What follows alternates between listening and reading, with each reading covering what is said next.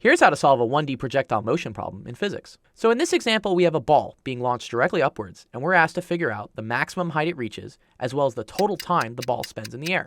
Now, I know these problems can look kind of scary, especially when you have a massive formula sheet and no clue which equation to use. But here are some quick tricks to make it easy. Anytime you see distance, velocity, or time in a problem, you're probably going to want to use one of these four formulas, which we call the kinematics equations. Special note, delta x in these equations just refers to the change in position in one dimension, not the specific direction of that dimension. So while x usually means only going to the left or right, in our problem we're just dealing with the up and down direction. So you can think of the delta x as a delta y if that makes it easier.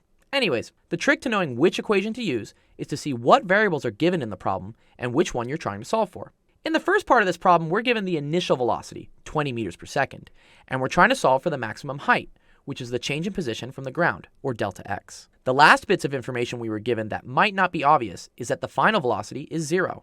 This is because when the ball is at its maximum height, it will have 0 velocity in the y direction. Also, the acceleration in the y direction is negative 9.8 meters per second squared, because any projectile moving freely in the air always experiences a downward acceleration due to gravity. So going through our formulas, we want to use the kinematics equation that has initial velocity, final velocity, acceleration, and the change in position.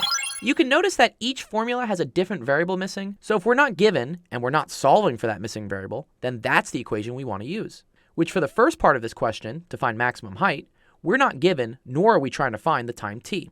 So we're going to use this third equation to solve our problem. All that's left to do is to plug in the numbers, do a little algebra to solve for the unknown change in position, and you'll find that the ball reaches a maximum height of 20.4 meters. Now let's try to find the total time that the ball stays in the air.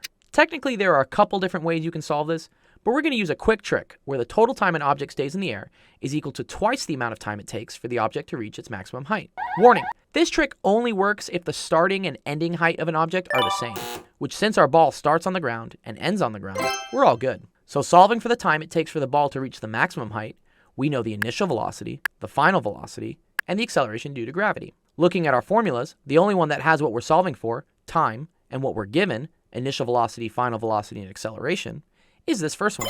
Now all that's left to do is to plug in the numbers, do a little algebra to solve for the unknown time, and you'll find that the ball reaches a maximum height in 2.0 seconds, which if we double it to get the total time for the ball to get back down to the ground is 4 seconds.